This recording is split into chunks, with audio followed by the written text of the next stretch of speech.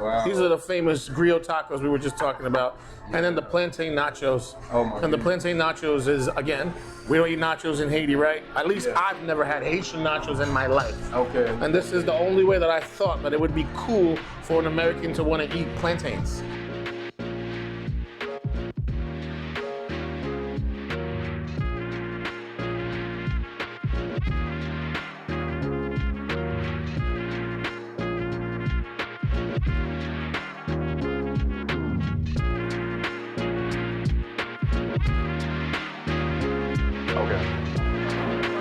All right, welcome everybody to the Speak Your Life podcast. My name is Andre, I'm your host. Make sure you hit that subscribe button, whether you're on Spotify, YouTube, everywhere, every platform. Make sure you follow us or becoming a lifer. We want you to become a lifer with us at the Speak Your Life podcast. Today's special guest, all the way from New York, and he came to Atlanta. With a dream in mind, not just to create a restaurant, but to create a Haitian cuisine experience, a whole experience just for you and me. And he wants, to share this with as many people as possible. Please give it up for my man Zeke. Appreciate that. What's up, brother? Yes, sir. Pleasure having you. Yes, sir. Yes, sir. Man, so tell me, how you feeling out of 10? 1 to 10, how you feeling? A million. Every day's a blessing, you know what I mean? I'm just glad to be here on this platform, on this level, and doing what I love to do. You know what I mean? That's right. Yeah, man, because you got meetings on meetings on meetings, and you got, different things you're taking care of, but, you're taking care of business. That's right. That's good. That's right. Good. You ready to speak your life, man? Yeah. All right. What you got? What you got for me? I'm ready to go. Let's do it. So the question we always ask everyone that comes on the platform is, from the two most important things in life that we want to know is like the day that somebody was born and the day we knew why. Mm-hmm. So what's your when to why? Oh, that's fantastic. I got that. In my 20s, I was 24 when I knew why. Mm-hmm. And, I even asked God, what is my point here? What is my purpose? Because all my friends, completed law school, completed, they were graduating, they were getting married. I was the only one with no direction, but the whole time I was wondering what it was in my face. I didn't know that's what it was. Yeah. And when I was sous chefing at one of these steakhouses, it hit me like, this is the most consistent thing that I love to do because it's mindless for me, right? Yeah. Cooking is mindless. It's not something I have to think about. I just enjoy it. It's therapeutic for me. So once I figured out I'm good at this. I know how to do this really well. Yeah. And then that's when I took it seriously. Wow.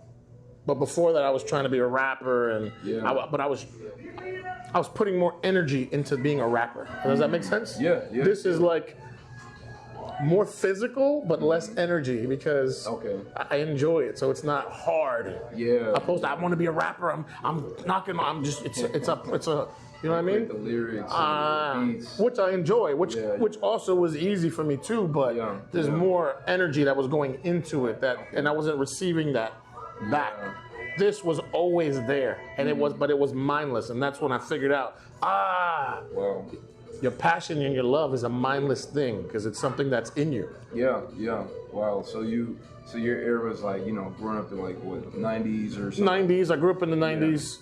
And, I always grew up cooking. But, I thought everybody in my neighborhood thought I was going to be a rapper, a basketball player, So what was your rap name? What was your Easy. Easy. Easy. E-A-Z-Y. Easy. Almost like Easy. Yes, sir. Haitian Easy. You had the Jerry curl too. Yeah, so did.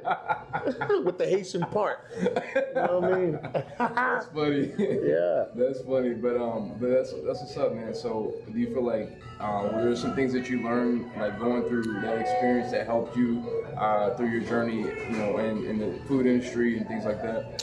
Yeah, I just learned that once you know the when, once you have the when and the why, right? Once you get that, then you start to plot, plan, execute, right? Mm-hmm. So then I had to figure out what was the vision. Once I got the vision, then the game started. Then the road to success started. Like, all right, if this is the vision, right? I wanna cook. All right, what do you want to do with it? I want to open restaurants. What type of restaurants? So here's the process. So now it's like, now you got to go work in multiple restaurants, learn different styles to create your own style. Yeah. And then I just started attacking. Wow. And once I started attacking, I became successful, more successful. And when I say successful, I'm not saying like this. Success for me is not value, the money.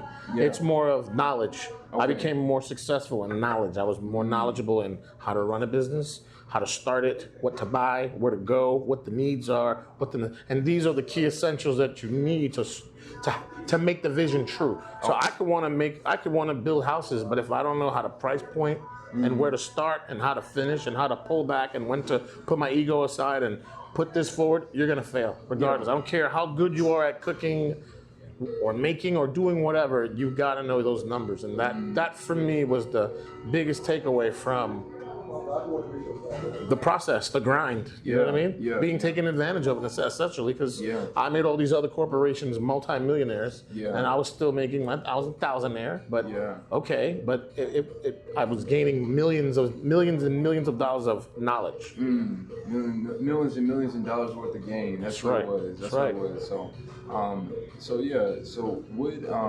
So rewind real quick. I know, obviously Haitian background. Sure. So were you the first generation in America, or your parents coming straight out of Haiti? Like, My parents came straight out of Haiti. Okay. There's 9 of us. I'm number 9. I'm the youngest. Wow. So the first 6 siblings were born in Haiti, and then they came to America. The last 3, including myself, we were born in Elmhurst Hospital, Queens, New York City. Okay. So I'm the first generation American Haitian. So, my mother don't eat tacos. I eat tacos. You know what I'm saying? She don't eat pizza. I eat pizza. Wow. So here's where the menu gets cool, because now it's like, all right, I'm gonna take griot. I grew up with griot, which is marinated pork Haitian style. Yeah. And then I'm gonna pull it apart like Americans pull pork, and I'm gonna put it in a taco. And then I'm gonna put correct, and I'm gonna put pickles, and I'm gonna take a piece and make it a piece aioli, and here we go. Yeah. So how about now? Does she like tacos now? Hell yeah! I solidified that spot real quick. There we go. Hell yeah! So there's like this phrase that I hear about, like, from the Haitian community. It's like, if you grow up in Haiti, it's like 70% Catholic, 30% Protestant, 100% Voodoo. Oh yeah. How true is that? It's as true as you heard it. That voodoo is like real. Officially declared like an official language in like 2003. Yeah. So, like, I don't know, how does the culture and how does everything that you brought from your roots and your heritage, how is that implemented to your lifestyle and how you go and conduct business nowadays? I mean, that's like I said, I didn't even know I wanted to do a Haitian restaurant until I signed the lease on this place, which was June 1st, 2021. Wait, so you just signed a lease and you're like, oh, I don't know what I'm gonna do. Yeah. I want this building. No, yes. No and yes. Okay. I say no because you can come on with it and lay it down right here. That's beautiful food. Let them see what we got. Gotta get in. Thank you, Miss Roman. I appreciate that. Wow. These are the famous griot tacos we were just talking about. And then the plantain nachos. Oh my And the plantain nachos is, again, we don't eat nachos in Haiti, right? At least I've never had Haitian nachos in my life. Okay. And this is the only way that I thought that it would be cool for an American to want to eat plantains. Okay. Because if I give you a side of just dry plantains, you're gonna say you're gonna be like thank you, man. You're gonna be like the rest of my other friends that had plantains and be like, nah, I'm good. Unless you're cultured. Okay. Puerto Rican, Dominican, not everybody, this is not as appealing to everyone. That's true. So I tried to make it as appealing as possible. Wow. But to go back on the answer, yes, I did want the place. I did not have the menu in mind, but I knew God had a plan. So once I figured that out, and that's the Rasta pasta. Wow. Shrimp and chicken. Once I knew that the plan was already there, I just had to find it.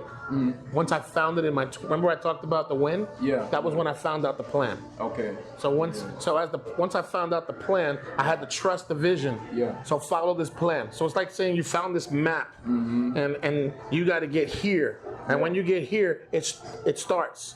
Okay. Right. So I took the map, followed it, and when I got the building, June 1st. June 1st of 2021, yeah. Then it started. Like, oh, okay. Now what you gonna do? Oh shit, I don't know. I took 30 days, created all this food. Wow. And half of this is stuff that I was already doing and selling in my, doing what I was doing. And then it all just kind of turned into this, I'm doing this for my culture more than anything. But again, getting here was the road to success. You got it? Yeah, so being put through all those trials and tribulations and all that heartache and all that work and all that grind makes this easy to come up with. You know what I mean? Yeah. Wow, so which one should we get started with first? Let's start with the tacos. Let's start with the tacos. All right. Let's get to it. So, if you could describe to us, like, what went into this, what kind of love went into this? So this particular item took me about 2 weeks to create. The pulled pork, it's smoked for 6 hours. It's marinated in pieces Haitian herbs that we marinate everything in. Okay. And it's made with fresh herbs like parsley, cilantro, garlic, thyme. We blend all that with olive oil and water and Scotch bonnet peppers. Then we take that, marinate the pork, smoke the pork for 6 hours. Wow. After that, we pull the pork, lay it on top of a corn tortilla. We take that same piece, we mix it with some mayo and make an aioli out of it, which is the piece aioli that's on top. And then the pickles is something like the Asians use it. It's called a kimchi. This is the Caribbean kimchi. It's just cabbage and carrots and Scotch bonnet peppers marinated in vinegar and Scotch bonnets. Oh, yeah. And obviously some salt, pepper, seasonings. Oh my goodness, yeah. I like how it's not like, it's not dry, it's like moist. It's like you can feel the flavor and it's like mixed with, see, I'm gonna tell you this, I'm a person, I don't really like spicy, but I will eat some jerk chicken. I will eat, something like this because it's like there's levels to spice, and this is like, I feel like this is perfect for somebody, it can appeal to a lot of people because for people who are not really into spicy, like super spicy like me, this is great because it's just enough flavor, but at the same time, it's not like too bland either. Right. So it appeals to a lot of people. So then we got the nachos, right? And so, let me see. Get by this one. Yeah. And this is your plantain nacho. So we make pico de gallo. We make the cilantro lime crema, and then we put jerk chicken on top and a fried plantain. Well, you said sour cream, right? On top? Cilantro lime crema, yeah. Which is a sour cream base. Okay. All right, wow. It just helps with the flavors, tie it in. You know what I mean? So, were there any, like, are these dishes on your menu that were like, I don't know, you thought of like you added your own style to it, or are these all kind of like coming from like family recipes or? Nah, this is all freestyle. There's never been a griot taco anywhere, ever. So I'm the first to have this. Even the way that you made it, even with minus the tortilla? Yeah, so this is a typical dish we eat in Haiti, just like that. Just take the tortilla away, keep the pork whole, and we deep fry the pork. Okay. And then we top it with pickles, and that's how we eat the deep fried pork. Oh, wow. So Haitians have this term that we say is, we don't eat pork, we eat griot. Because griot takes 4 hours to cook, the process, the way we clean it, the way we treat the pork. Yeah. Wow. And so let's talk a little bit about that history because I mean obviously Haiti is near and dear to your heart. And so behind us is the numbers 1804, which has major significance because that was the year of independence for you guys. Yep, right? January 1st, 1804. Okay. Was the day we stopped slavery and became independent. And all this food was the food we used to cook for the slaves. We also have this dish called the maï moulin, which is a grits, a higher grade of grits. It's yellow, and we used to eat that only. That's all they allowed the slaves to eat, and we used to cook them, Jiri John, which is now ours. Now we eat the expensive food. Yeah. That's what I had last time. Okay. But we used to cook that for the slave masters. We never ate it. We were eating the maï moulin. Wow. So now there's some Haitians that still carry that and don't eat maï moulin at all because it's considered struggle food. So that's a perfect dish. A good segue to go into what I wanted to go into next was that dish has so much slavery in it, right? Power, that people don't eat it because they feel degraded with that dish. So I took that dish with my background cooking in Italian food, making polenta. So that's essentially what I did with the maimole. I took them, made polenta, which is when you cook the grits, you cool it, then you cut them up, you put a little flour, and you fry it. And then you continue the process. So that's the same process I did with just my culture's food. Wow, yeah, which elevated the dish, which what our friend had it the last time. Yeah, I was like, is that cornbread over there? Yeah. But is it so with that? It's not like a sweet flavor to it, is it? Not at all. Okay. It's savory. Okay. Tell me about the Rasta pasta. The Rasta pasta just came by because we've seen it, and it was something we've seen in a lot of Caribbean restaurants. And we were like, you know what? We don't want to just appeal to just Haitians, right? But we want to appeal as Haitian Caribbean because we want to appeal to everybody. So that dish is specifically to let everybody know we're more than just the typical and the new stuff. We can also showcase other entrees and other dishes on a different level. So that dish actually took the longest. It took me about the day we opened the door to complete that dish. It's about 60 days to perfect it. Wow. Took a lot of testing and balance, getting the levels right, the jerk flavor. It's not as easy as it, let me just put it together. You got to become one with every entree, and then you can speak about it, and then it's good because you took time and And then we added shrimp and chicken in ours. The average Rasta pasta comes with just chicken or mushroom. We just do peppers, onions. We made the jerk Alfredo. And then we do jerk chicken and we do some sauteed shrimp right on top of that. That's it. Yeah, I love me some shrimp. I'm just like, I wish I didn't eat so much before I came here because I'm like kind of full. I'm like looking at that. I'm like, I don't know if I should get started on that right now. But yeah, so what made you feel like Atlanta was like the place to be at as far as like having your business? Because you could have had it in New York. You could have stayed in Queens.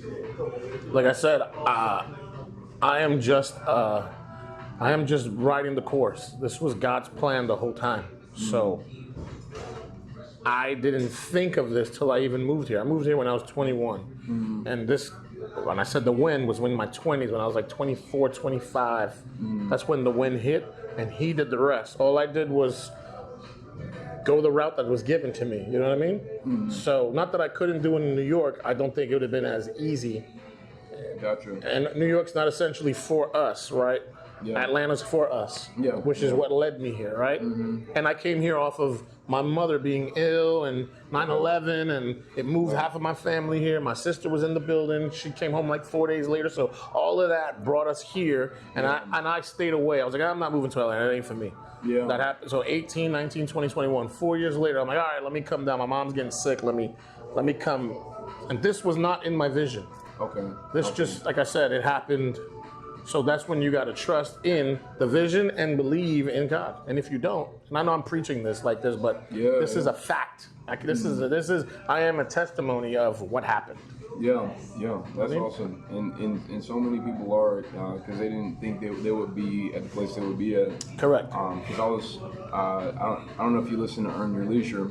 But there was an episode where that Pinky Cole from Slutty Vegan on there. She was talking about like literally the same thing, like talking about like she's came from humble beginnings, father was in jail, all that stuff, and just trusting the process and understanding that sometimes, you might can create a plan because her plan was to be an actress, a star as far as being an actress, but she's now become a star in the food industry. Correct. And so are you. You're becoming a star in the food industry, right?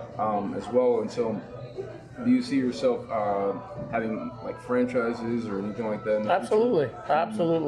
I just want to be smart about what I'm doing. Okay. I'm not looking to be bought out, and I remember. As the path kept getting clearer and clearer for me, and the trees kept getting smaller and smaller, now I can see I can see 50 yards now. Before I couldn't see anything. All I had to do was trust that guy. So he was the guide. I just had to walk. I just kept walking through the snow, the rain, And again, this means when I say snow rain, that means the good days, the bad days, the harder days. I went through all of it, but I kept walking, right? And as I kept walking, the trees got shorter and shorter, and now the vision is getting clearer and clearer. So with that being said, I can't just give this vision away to somebody for $1. Yeah. Can't do it. I'd rather stay down. Yeah. Stay local, stay down. Yeah. Because it's the goal for me is the movement. It's not about the money. I am the money. Yeah. He's like, look at me. I mean, but we're all the money. You're the money. Yeah. He's the money. We are all the money. Until we understand that, you're gonna keep chasing what you think is the money, which is yourself. So if I just focus on the talent that I have, the skills, that's gonna come. So I want to continue to educate the movement, push the culture, because all we're known for, Haitian food, everybody knows, man. Haitian food is, they get us in a styrofoam box. They're out of this, they're out of that. We don't have any, we just don't. You don't have any sit-down restaurants you can go sit down and just eat, chill. We don't have that as a culture, and I'm just tired of not having that, so. Yeah, wow. And so, with with all this, because I know you had talked about having a transition that you want to take place. Because you named it Zeke's for a reason, because you wanted to seem like somewhat neutral. When somebody comes in here, they're like, they don't necessarily know off the rip that it's like Haitian, so they come in here, so they sit down, they see the ambiance, they see the energy, they feel the energy, and get that experience. Right. So, what I guess what made you, I don't know, what made you think that way? Because most people don't think of it that way. That's very strategic. Right. Because the average person likes Caribbean food in the Caribbean. Yeah. When you're out here in these streets and they see Caribbean, they're gonna keep driving because they're gonna put us in the box. Oh, it's Jamaican, it's spicy. You don't even. I lost on the sign. I lost already. Oh, it's spicy. I'm not spicy. I'm flavorful. Yeah. Why don't you come? Okay, it's just like there's different Mexicans. There's Aztec. There's Tex-Mex. Okay, all right. So there's Chinese. There's Thai. There's Japanese. Okay, so the Caribbean, we're the same. There's Jamaican. There's Haitian. There's Trinidadian, and everybody has a different spice level, different. But if we don't change the narrative on the perception of us, we're all going to be perceived the same way over and over. We're going to keep passing down this generation of what we've been passed down for years. So that's why I named it Zeke's Kitchen and Bar, because technically this is my house. This is my kitchen, and that's my bar. Yeah. This is literally my kitchen and my bar. And that's everything that I like. So you're literally coming to my world. You come into my, it's like you come to my house. My house, yeah. This is my house. Yeah. And this is my family. So if we're having a get together, like, yo, come to my crib, we're gonna hang out. Yeah. This is what you would get. That's right. Like we did last time. You brought out the brews, and you brought out and the people thought that we've known each other for 10 years. No. Do you understand what I'm saying? That was funny. You can't fake that. No, you can't. Because this is like literally our third time meeting, but we just vibe so well. I was like, it's like certain people's energy. It's just like you just feel it, you just know it, and it feels like you've known each other for a long time. And that's how I felt when I met you. I was like, man, this dude he's cool. Yeah, this is the cool dude right here. Yeah. So, and likewise. Yeah, thank you. Thank you. But yeah, man. So, what do you feel like your house stands on? Were to look at life like a house. What do you feel like your house stands on? What you mean, like as far as the business? No. Or just my house? In general, like if you were to look at life like a house, what are some, I don't know, pillars or some foundation pillars? Oh, on cement bricks, bro. I mean, we stand strong. I mean, I come from nothing, right? Yeah. I mean, nothing, right? Parents are immigrants. My mother wanted me to be a lawyer. Wow. How? We don't like. What do you want me to go get a bunch of debt and throw the how, right? And I had to be the one to fight that. Like, I ain't doing that. I'm not doing what you want to make you happy. And I caught that young, and for that I was considered a rebel, right? Oh, they don't want to do it. The Haitians want you to be a lawyer, a doctor, a nurse, engineer. I mean, this is it. Those are your options. Yeah. You want to be a basketball player? Let me go pray for him. Let's go to church. We're gonna pray for you. Yeah, right. This is the culture. At least for me and my group of friends that we grew up, right? Yeah. Nah, I was like, nah. I I have to make. It's about me. I had to make me happy, and it started with a haircut. I remember where I got a part in my head, and my mom was like, "Oh, you got to cut your hair." I was like, "Why? You can put a design. That's my hair. It's my head. It's my hair." My head, I worked, I paid for it, I'm keeping it. That's and right. we argue about it, but what the hell? I just couldn't understand that mentality. And then I would get the last part, it's the American in you. Okay, well, I'll be that. You know what I'm saying? So I came from nothing essentially at the end of the day. So losing is not a big deal for me because when you come from nothing, you can't lose, right? Yeah. I got everything to gain. So even if this failed, was what people call it, for me, it was a learned lesson. Yeah. I just learned, okay, now I know let me go do it again this way. Wow. That's all it is. You know what I mean? There are no L's. There are no losing. That biggest L is the lesson. Yeah. And So the only losing is really just giving up or just not even getting started to begin with because maybe you have that fear of like what people will think, like maybe fear of what your mama thinks. Correct. There's some people who like even people talk about the haters, this and that. Sometimes people just like need to get over the fear of their family. Facts. And what the family thinks. The people who are closest to them. Because honestly, they have so much influence on you, but at the same time, you have to understand that like you can allow them to have influence on you in a way that lifts you up, right? Or you can allow them to have so much influence on you that it rules everything in your life. And so, my parents had the same. Sometimes your parents they think, well, they say that they're looking out for your best interest, but they feel that way, I think. And their intentions are there, but just sometimes it doesn't come out that way. Right. So it may not, always be there to come to the basketball game or come to the restaurant openings, or maybe they may not even like your hairstyle. Like, shoot, my grandma don't like. She was like, the last time speaking of hair, my grandma was like, Andre, come here real quick. She was like, come here. When grandma says come here, you got. Yeah. Like, all right, grandma, what you got to say? Right. And I thought it was gonna be like some profound wisdom. You know what I'm saying? She was 89, almost 90. I was like, what you got to say, grandma? What jersey about to drop? She was like, you used to look handsome whenever you cut your hair. I was like, what? I said, grandma, I'm not cutting my hair. I'm keeping this.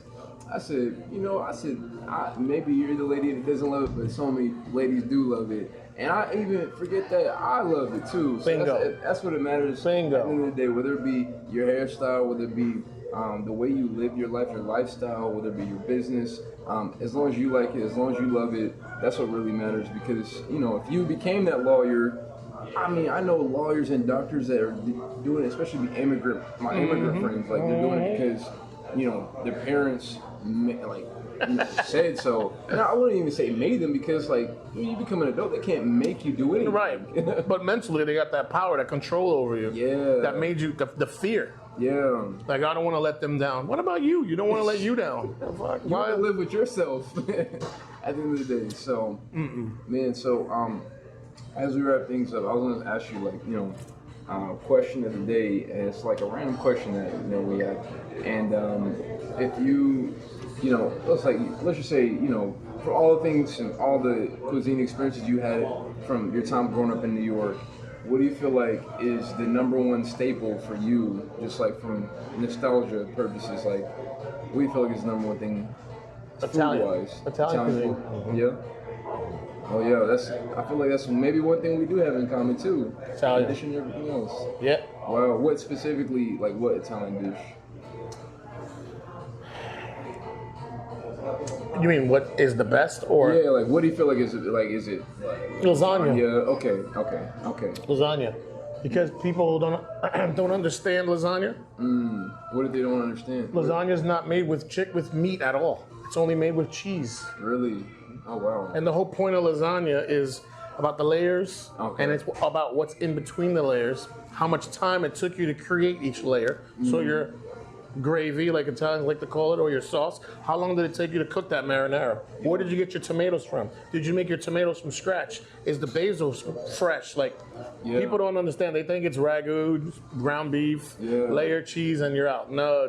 Wow. Where did you get your cheese? Did you go to that town that's known for cheese? Yeah. Did you go get your mozzarella freshly made? Now, those ingredients, did you make your pasta from scratch? Wow. What kind of water did you use? Did you use alkaline water? This is all the process. When you start Again, understanding and learning, it changes the perception. Now that lasagna that you're gonna get, you're gonna appreciate it more when you're paying $25 for a slice opposed to an Olive Garden slice. Because you understand what this person did to make that plate. Like, oh, he put work in that. And the authentic lasagna comes with no meat at all. It comes with a meatball. The meatball is the day-old meat that you ate the last couple of days. They ground it up, and then they make the meatballs, and then they put that on top of the lasagna. Wow. So for me, I appreciate the process. So like this is all the all this food took so much work. You know what I mean? Yeah. Oh my goodness. Does that make sense? Yeah, no, that makes perfect sense. And I never thought of it that way because I didn't even know, to be honest, like that lasagna was originally meatless. There's no meat in there. I didn't even know that. Just cheese and sauce and pasta. Yeah. Wow. So you taught me something. But anyways, man, I appreciate you for being on the show. I appreciate you, Man, my brother. It's been always a good time. It's Always good a to see pleasure, you. my brother. Yes, sir. So, yes, sir. I mean, this man, you'll probably have, this restaurant's been in different films. Yeah. I mean, you're going to probably, this restaurant's going to be featured in different movies. Speaking of which, what films or things that you can think of on the top of your head is, you guys? I mean, we cater for a lot. We've cooked for Tyler Perry. We cooked for Greenleaf, Ozark. Yeah. And this is part of the catering portion of the business that we have. Yeah. Dynasty. What else? Walking Dead. We've cooked for a bunch of big films and stuff like that, and we just try to stay down and continue the process. You know what I mean? Yeah. Just stay focused on what's important, which is the culture, and letting people know that we can do this too. At the end of the day, it's the fact that we can do this. We can learn. We can be civil. You know what I mean? Coming from what we came from, we can do that too. Yeah, definitely. The background it doesn't dictate the future. It just it molds us into who we are. That's all. Amen. Man, but anyways, yeah, definitely appreciate you again, and shout out your social media. Like, where can people find you, connect with you? Zeke's Kitchen and Bar at Instagram, Zeke's Kitchen and Bar on Facebook, Iron Fist Kitchen on Facebook, Iron Fist Kitchen on Instagram. Yes. So they got a new. I heard y'all got a new design website that's coming on soon. Yeah, very soon. We got a team on that now. Oh yeah, it's popping, y'all. Real soon, real quick. But man, if you have not already, we want to first of all say thank you for being on this episode, for tuning in today on this wonderful episode, and we also want you to connect with our social media as well and become a lifer as well on Speak Your Life Podcast. And you can connect with us from YouTube to Spotify, Apple Podcasts. It's Speak Your LYFE, because life without your Y is meaningless. My name is Andre, and we're out.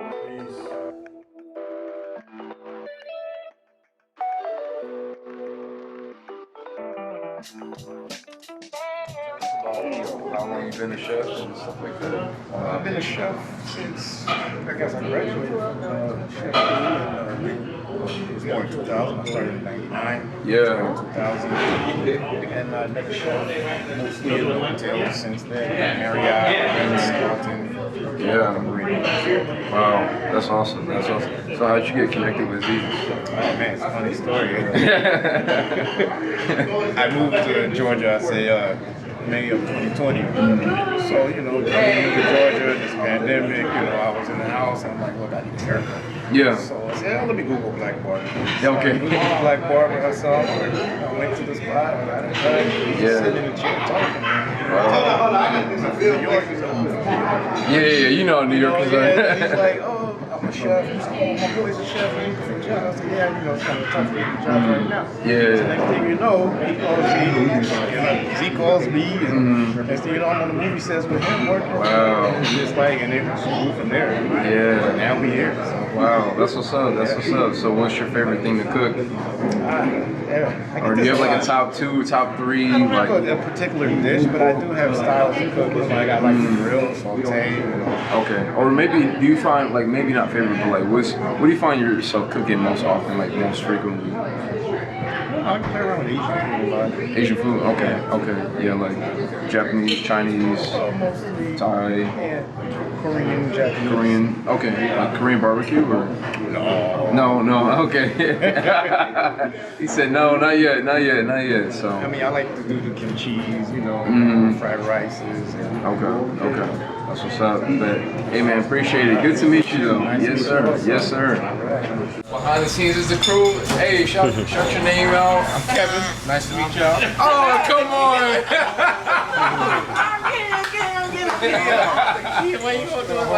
Hey, she did a great job. She was our server last time, so we really appreciate you. I had you as my server before. I thought you looked familiar. Yeah. Okay. What remind me your name again? Megan. Thank you all. Y'all always do a great job. Great customer service. So you can't ask for nothing better. Like it's great team, great family. It's a little tight up in this kitchen, but you know, we getting some shots out here. Oh, no, you Mexico in the didn't. house.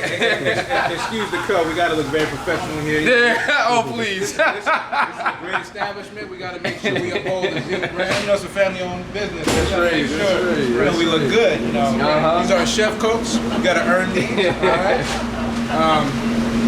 What does it take to earn the chef's code? Well, number one, you got to make sure you're putting out good food. Number two, you're respectful at all times in the kitchen.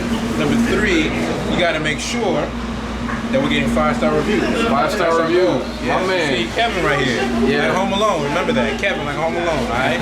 Never forget the name, all right? Z gave it to me. It's a good gift. I got to make sure I represent correctly. That's right. 5-star reviews. I like that shirt too. Hey man, you can find on SpeakYourLife.com. But look at this. You gotta get a picture of all this. You guys want to walk through the food? Yeah, maybe you can tell us like what this is, cause I'm over here like, look at this, but you know the name of it. All right, let me get out of this. Okay. All right, so here's what we got right now. We got our steak frites. Okay, right now on top of that, chimichurri sauce. Sometimes customers ask for the side, depending on what they want. Okay. Chimichurri is basically like a pastry, it's like a seasoning on top of it. Yeah. Sometimes we make it cold, so we gotta make sure we let our customers know that it may make it like colder. It's a great meal, especially like me, like to work out. It's a great red meat to have with you. We got our yuca frites. We don't sell French fries here. We are Haitian. Yeah. We want to make sure we're selling Haitian food, not French fries. Yeah, that's right. Here, this is our first line right now. We got our salads. We got our oxtail, we got our diced tomatoes, avocados. Yes. All right, we got our sliced tomatoes. Wow. This right here is called pickles. It's our pickled cabbage. Every culture's got their version of cabbages. So right now, that's what we call it, pickles. Okay. The best English translation would be pickled cabbage, right? Pickled onions, that's the chimichurri we put on top of that right now. All the sauce you see here from the chimichurri, the piece, butter, the piece aioli, all the sauce we make in-house. Yeah. So that's just like our brand right there. Inside here, oxtail sauce. If you ever had oxtails, that's the actual sauce that we put on the actual oxtail. Right here, okay? Yeah. Sauce pois, which is Creole for black bean sauce. Okay, so that is black bean sauce we put on our maï moulin. So that's our basically grits that we make. Yeah. At the bottom, we stack 2 grits on top of each other. Okay. Underneath here, I believe. Wow. Make sure. Yeah, so we got our grits. This is our version of maï, which was a delicacy. Yeah. We were slaves back in Haiti when the French were controllers. After we became free, this became one of our delicacies. We got our shrimp. We got our shrimp on the side here. We got our salmon. Again, the salmon, our brisket, everything is marinated ahead of time. That's our brisket. It's like a pork. Pickles again. We got our pulled pork. Okay. Jerk chicken. And we got our diced bell peppers and onions, pickled onions. This is where all the magic happens. Yeah. 2 fryers. Glass top. That's where all the magic happens. So if you're wondering how we make our food, that's how we do it.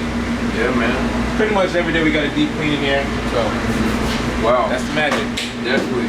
Man, thank you, Kevin. You're welcome. Appreciate that. Alright guys, well you have seen it, you've seen the behind the scenes. So here we are at Zeke's Kitchen. Check it out over here in Smyrna, Georgia. And they'll have many more locations coming up soon. So anyways, we're peacing out. We'll see y'all in the next episode.